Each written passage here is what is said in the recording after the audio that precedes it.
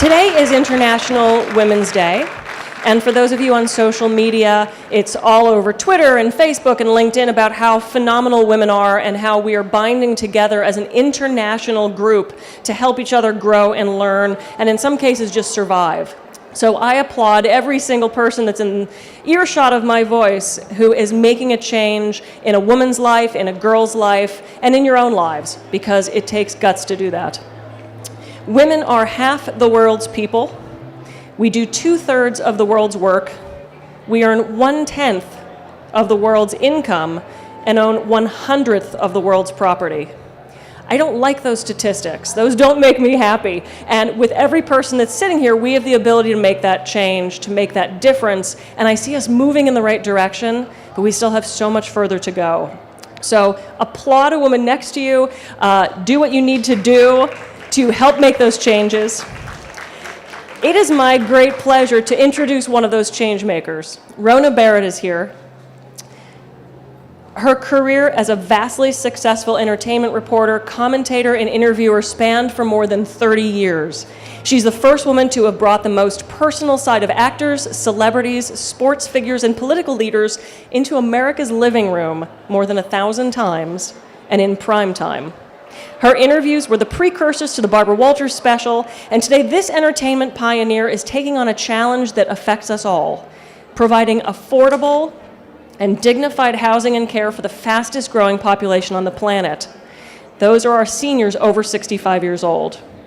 Prototypical Golden Inn and Village in San Ynez, just 30 minutes north of here, is scheduled to begin construction in 2015.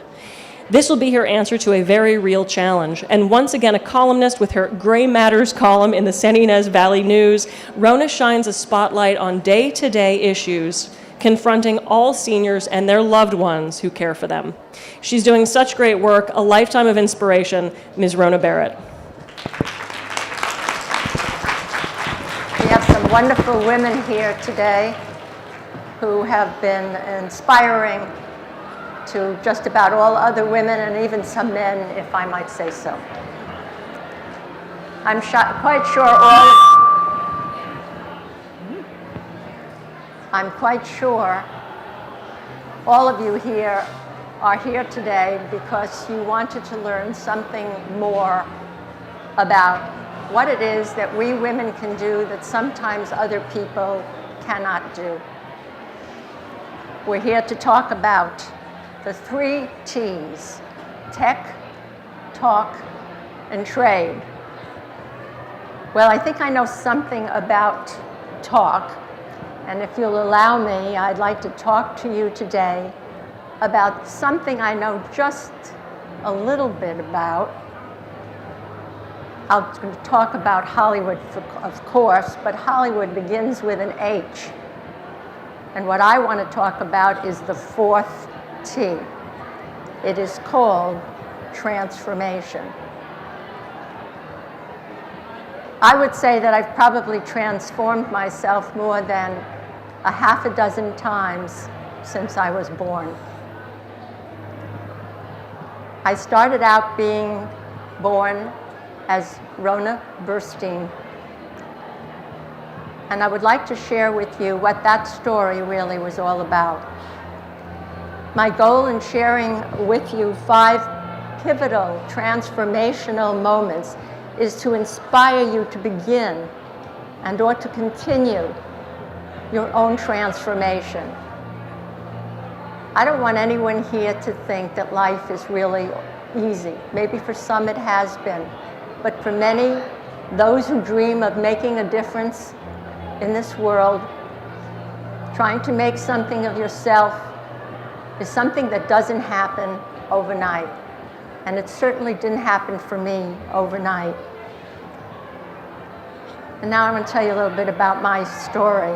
But first, I want to tell you about a man who had a great influence over me. He was the Danish philosopher Søren Kierkegaard, who said, and I'm sort of paraphrasing what he did say, he said, in order to look at life forward, you really have to look at it backward. And you have to understand the present before you can, and have to know something about the past. Kierkegaard also said it is very important in life to know when your cue comes. Here's my first moment of transformation.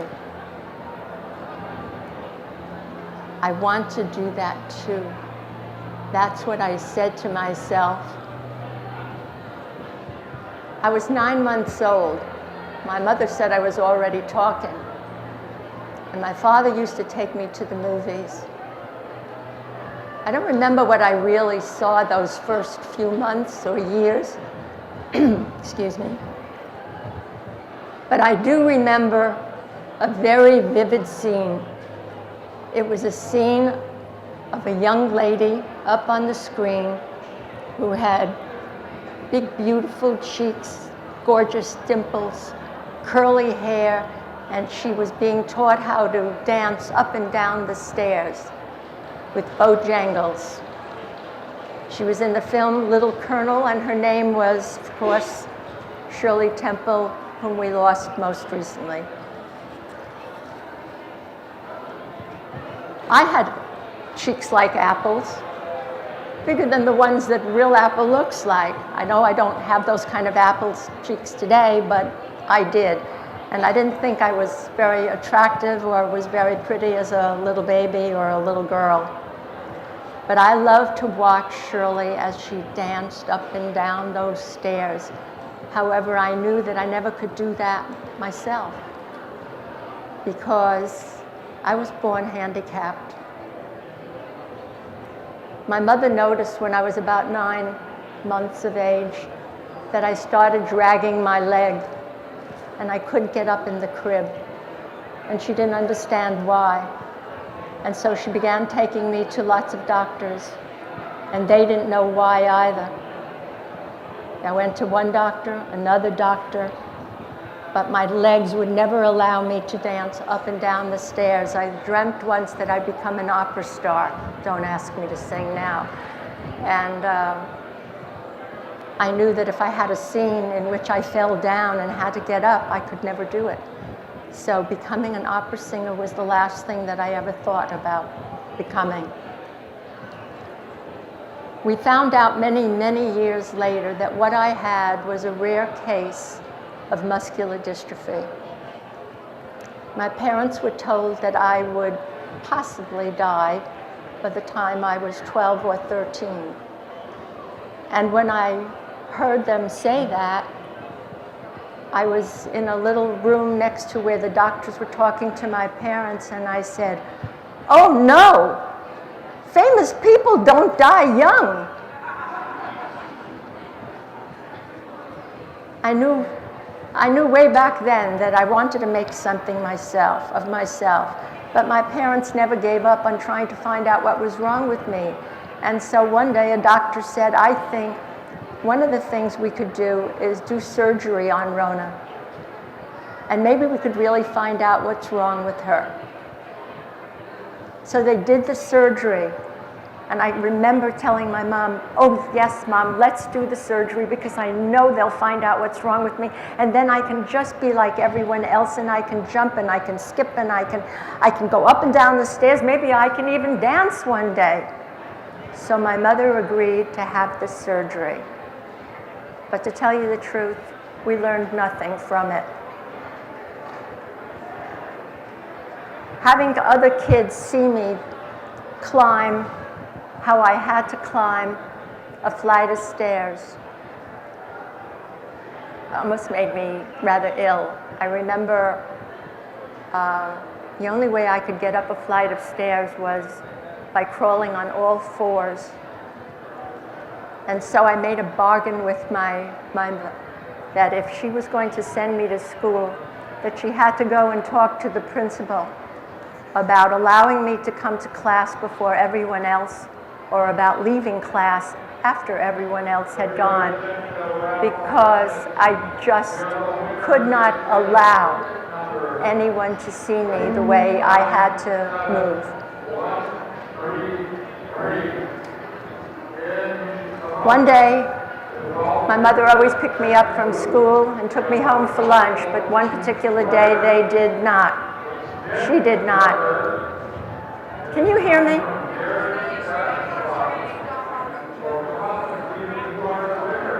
Oh, so can you still hear me though? Oh, okay.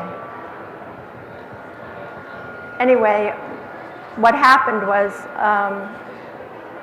this doctor, as I said, wanted to have me operated on, and I told my parents, let's do it.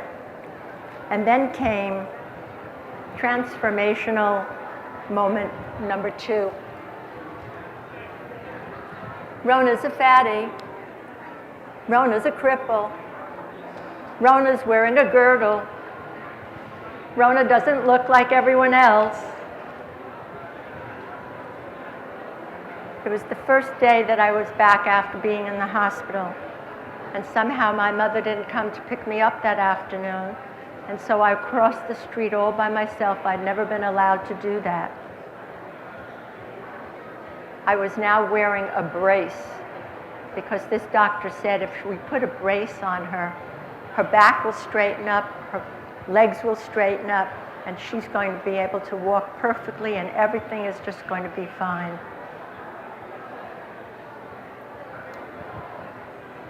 Anyway, when my mother wasn't there, as I said, I started walking across the street, and all of these kids, suddenly I felt somebody was behind me, and they were saying, Rona's a cripple, Rona's a fatty, Rona can't walk, Rona can't do this, Rona can't do that. And the more they kept saying it, I tried to walk faster and faster, but I couldn't get anywhere. My legs just were moving like logs. But I finally got to my house.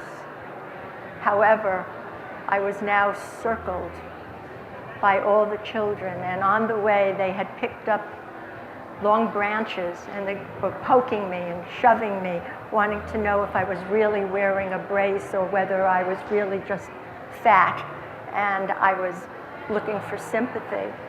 And I got glued to a tree. Glued, by that I meant we had a superintendent in our building who loved to tar the trees if somebody ever carved their initials in them. And that day he had tarred a tree, and that was the only thing that I could grab hold of in order to protect myself from these children who thought they were being enormously funny.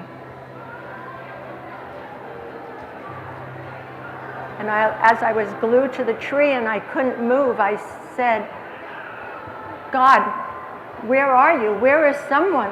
Can't somebody help me? And just at that precise moment, my best girlfriend came by, and she saw these kids literally poking me and making fun of me. And she said, would you stop that? How can you do that? Stop it, stop it.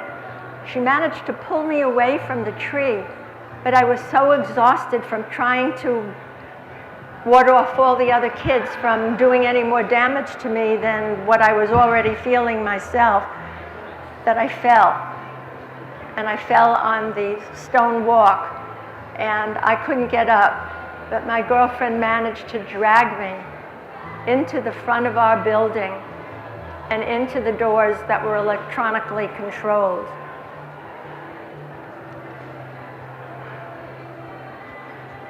And then they started calling me names again. Fatty, ugly, Rona, cripple, Rona, cripple, Rona, cripple. And the more I heard the word cripple, I just said, this can't be me. I know this just can't be me. And one moment I turned around and I looked through the window and I said, you one day will never be able to call me a name again because I am going to be so famous. Little did I know what they would call me many years later.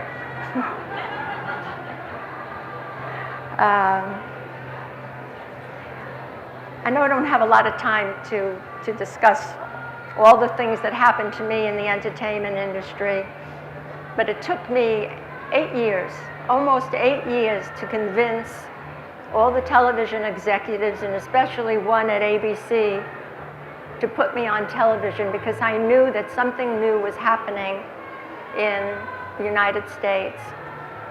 There was the beginning of the baby boomer generation, and we all wanted new people, new stars, new entertainers. We wanted new politicians. We wanted a new way of thinking. And I realized I had to transform myself once again. So I transformed myself into the person that I kind of am today. And it took a lot of doing. I went to a lady who absolutely beat me up, got my fat off of me, took off 30, 40 pounds,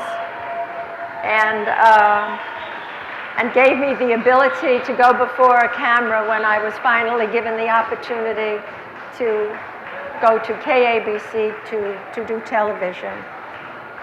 But along the way, I also knew about other transformations. I knew that one day I also wanted to be a doctor because I figured I would be the only one who was able to find out what was going on with me. And number two, maybe I would be a lawyer and handle only those people who needed the most representation. Or I could become a famous reporter because that's what I wanted to be. But I want you to know that no women at that time were allowed really on television. The only ones that were on TV were either little cooks or weather girls. But we managed, and we got there. And I think one of the things I really want to say, though I only have a few more seconds left, is that I'm here today because in all the transformations that I have made, the best one I recently made, and that was to become involved with seniors. And that all happened because of my father. My father was my inspiration. He came to live with me after my mother passed away. And he lived with me for 10 years. And during those 10 years, I took care of him as he phased into having the first stages of Alzheimer's. And I realized that this was a crisis about to face all the other baby boomers. Not that they would have Alzheimer's, but they were going into a stage of life that would just be different, something that they knew nothing about. And so one day I sat down with a pad and pencil and I said, I can't keep giving money to people because that's not the thing to do. The thing to do is to create something with bricks and mortar, a solution to the problem that was a growing crisis in this country. And so I started the little Rona Barrett Foundation. It is not a money grant foundation. It is a foundation that is for all the public, and we are a programming foundation. And in 2015, I hope that I will begin seeing the dream that I've had for the last 12, 13 years come to fruition. It is called the Golden Inn and Village. It is in Santa Ynez, California. We are working on everything that anyone would ever have to need if you are not a very rich person. It is a facility that will have affordable housing. It will have a continuum of care. It will have community centers and programs that I promise will be transformational for all seniors. There is no reason that anybody should think that life ends at 50. It's just a beginning. Now 70 is 50, and 80 will be 60, and before you know it, 100 will be the day we will all say, gee, I wonder when this life really begins. I just want to tell all of you I thank you so much, and I hope you'll be here to help me as we put this great new facility together. Thank you. Rona, we're so happy that you shared some of your stories. I remember girdles. Anybody here ever wear a girdle? Not that same kind. Today we have Spanx. Yeah. Welcome to Spanx. So Rona Barrett, the queen of talk, Queen of transitions.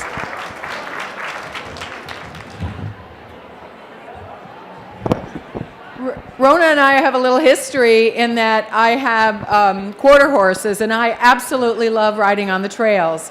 And Rona has a ranch in Santa Ynez, and she has paints. And just so happened that I had a mare I was thinking about breeding, and then I started thinking about the challenges and the difficulties with overpopulation of dogs and cats. And I did remember reading that there's also a problem with overpopulation of horses. You know, there's slaughtering a lot of horses in a lot of places. So I thought, well, maybe instead of breeding my mare, I should just go find another great horse. And so it was her ranch manager who was advertising for some horses. And they came out of the same lines as my favorite mare. And so I went out, and Rona had been breeding some of these most magnificent quarter horses, painted quarter horses, for a number of years. And I ended up adopting 2 of them. One was totally wild, though. So that one went back the next day. And then the other one was Bonnie, Gambling Bonnie. And I had her for a number of years, and then she moved to my neighbor's house, and now we have Gambling Bonnie, and Gambling Bonnie has a 4-year-old baby. So it was really fun to remind Rona that we have our paths cross in other ways.